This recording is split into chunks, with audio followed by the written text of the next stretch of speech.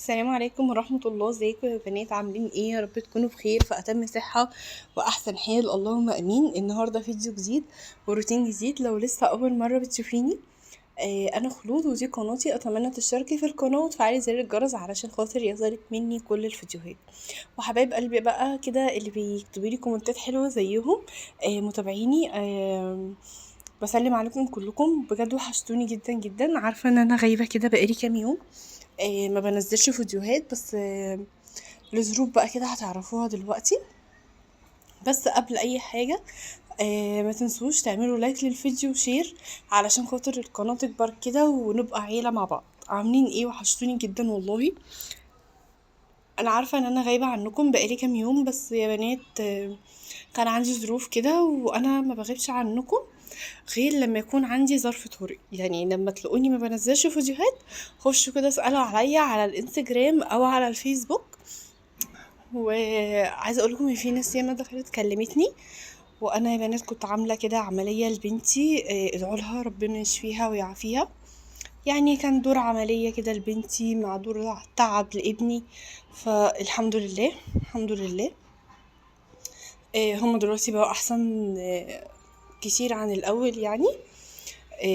عايزه بقى اقول لكم ان انا فرشت الشقه كلها، ومعايا فيديوهات والله المفروض كنت انزلها، بس ما بعرفش امسك التليفون نهائي علشان طبعا انتوا عارفين بقى ايه جو العمليه. لازم بقى ابقى قاعده جنبها وجنب انس برضو، لان كان في دور برد كده اللي ماشي في الجو. عايزه اقول لكم يا بنات الدور ده كان صعب قوي. هو مازال يا عيني معاه كحه جامده، بس الحمد لله. نخش بقى كده النهارده على الروتين بتاعنا. هو روتين الريسبشن. عايزه اقول لكم هو روتين تنظيفات عميقه للشتاء. انا هنا يا بنات بفك في الشيلة بتاعت الانتريه بتاعتي. عايزه اقول لكم ان انا الشيلة بتاعتي عاملاها منفصله، مش لازقه يعني في قلب الانتريه، متصله. فبصراحه الشيلة اللي هي المنفصله ديت مريحه جدا جدا، غير لما تعملي الانتريه كده الشيلة ما تعرفيش تغسليها. انا هنا بفكها وبغسلها في الغساله على دوره غسيل خفيف، يعني مش تقيل علشان برضو ما تتهلكش.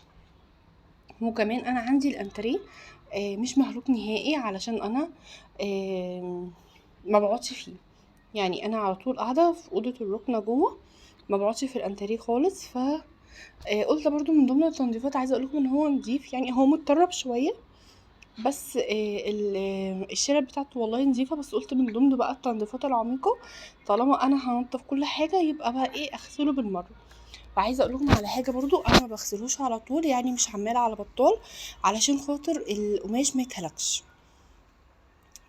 نزلت بقى شلت كده قصدي الشلت كلها. وهنا بقى بوريكم، بصوا يعني متطرب حاجات خفيفه خالص. هقول لكم دلوقتي كمان على خلطه كده تغسلوا بيها الانتريه، بجد بترجع الانتريه جديد تماما ونضيف جدا يا بنات. بصوا، انا بحب اجيب من مايوي، منظف كده بتاع مايوي بتاع المفروشات.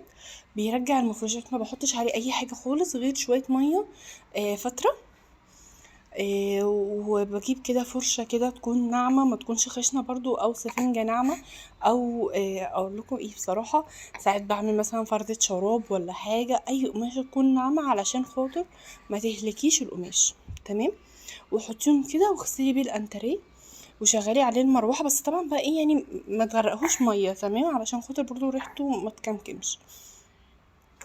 بيرجع يا بنات الانتريه جديد، حرفيا جديد. انا عملت الخلطه دي لكراسي السفره وللانتريه، رجعت كله جديد وزي الفل، وشال اي بقع فيه.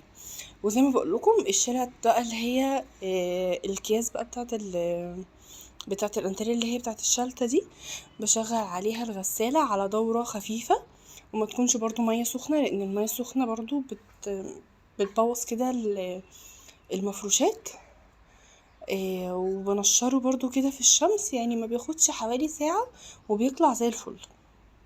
هنا بقى كده كنت لميت السجاد، هوديه دراي كلين علشان خاطر يغسله. انا ما بغسلش بصراحه سجاد في البيت خالص، لان لا صحيا ولا في مكان ان انا اغسله فيه بصراحه.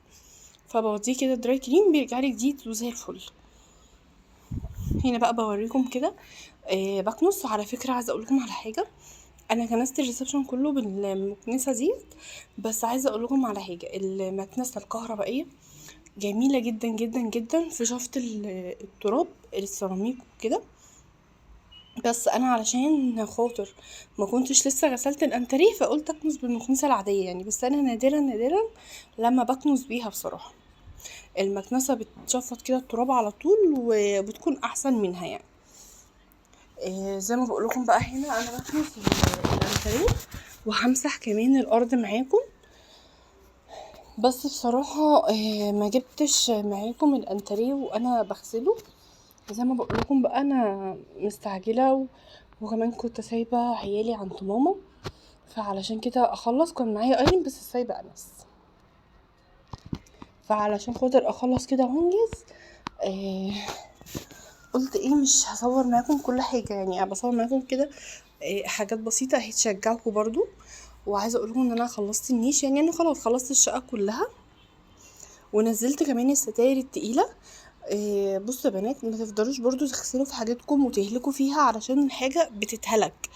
يعني لو الحاجه مثلا نظيفه، انا الستاير التقيله بغسلها مثلا مره في العيد الصغير، في العيد الكبير ما بغسلهاش بصراحه، لان خلاص يعني الفرق ما بين العيد الصغير والعيد الكبير تقريبا بيبقى شهرين ولا حاجه، فما بتبقاش يعني لحقت ان هي ايه يجيلها اتساخ وكده. يا دوبك بس بنفضها كده بالمكنسه. في عندي فرشه يا بنات في المكنسه مخصصه للمفروشات، فبصراحه بتخليلي المفروشات والانتريه كل الحاجات دي بتخليها زي الفل. اصورها كده معاكم في مره وتقولوا لي بقى ايه عندكم الفرشه دي ولا لا. وتقريبا هي بتتباع يعني عند اي حد بيبيع قطع غيار للمكنسه. هنا بقى كده جبت شويه كلوريكس. كان نفسي قوي قوي كده اكب ميه في الارض بقى زي ما كنت بعمل، بس بصراحه مش قادره خالص، لان انا برضو كنت شامه كده منهم دور البرد، فمش هقدر. والميه عندي الميل للاسف بيطلع على البلكونه ما بيخشش على الحمام، فبتبقى بهدله. فقلت كده ايه هلمع الارض علشان خاطر لما اغسل الانتريه ما يكونش فيه تراب ولا اي حاجه في الارض ويبوظ اللي انا عملته كله. قولوا لي بقى كده، خلصتوا تنظيفات الشتاء ولا لسه ما بداتوش اساسا؟ في ناس لسه ما بداتش، في ناس بتقول لا انا هعملها على شهر 11 علشان خاطر يبقى الشهر اللي بعديه رجب، فنبقى عملنا بقى ايه التنظيفات العميقه رمضان وكده. فانا بصراحه عملتها بدري، يعني انا عملتها في الوقت اللي يناسبني انا، علشان خاطر انا حسيت ان كل حاجه لا هي خلاص الشقه عايزه تتنضف، عايزه كل حاجه تتنضف تنظيفات عميقه. وعايزه اقول لكم يعني ان الترويق ما بيخلص، يعني انت لو وقتي برضو ترويقه عميقه برضو هتشيلي في مره مثلا وتمسحي وكده، لا يعني هو التنظيفات ما بتخلص. هنا بقى كده انا بوريكم ان الجزئيه كده بتاعت الانتريه، وعايزه اقول لكم ان انا جريت الترابيزه ديت برضو، ترابيزه الانتريه وعملتها. هنا بقى هقول لكم على سر بقى كده خطير. بصوا الفرن بتاعي واصل لمرحله سيئه جدا جدا، وانا بصراحه قرفت جدا من منظره وما كنتش بستخدمه وقرفانه منه. وفي نفس الوقت فرن البوتاجاز عندي كبير قوي، فان انا اشغله مثلا علشان خاطر صينيه مكرونه صغيره، علشان خاطر مثلا صينيه فراخ برضو صغيره، يعني انا طبعا كبير يعني بصراحه بحس لا انا عايزه حاجه صغيره وانا قرفانه من المنظر ده. فجت كده في بالي فكره وعملتها، وانا بكلمكم دلوقتي بعد كمان ما عملتها وشغلته بقالي فتره طويله، لان الفيديو ده كان متصور من حوالي مثلا شهر او شهر ونص، فانا حطيت لكم المقطع دوت مع التنظيفات يعني. الفرن يا جماعه شغال زي الفل خالص ومفيهوش اي مشكله، والريحه بس كده طلعت اول ما شغلته، وبعد كده ما عملش اي ريحه في الاكل خالص. هنا كان عندي شيكرتون علشان خاطر مش عايزه الرش يطلع بره. انا جبت رش بقى كده من عند اي حد بيبيع بويات، البوهيه والبويات والحاجات دي. قلت له عايزه رش انت عايزه سيلفر عايزه ابيض، في كذا لون يعني، بس انا جبته سيلفر عشان هو كان الفرن لونه سيلفر. ده الحل الوحيد بصراحه اللي وصلت له للفرن، علشان انا كنت بدور على حد يغير لي الصوجه اللي جوه دي، لان الفرن شغال معايا زي الفل ما فيهوش حاجه. بس زي ما بقول لكم انا قرفانه من المنظر دوت. تمام. فجبت كده الرش ده كان عامل حوالي 80 جنيه. وبصوا بقى، بصوا بقى المنظر، بصوا بقى الفرق.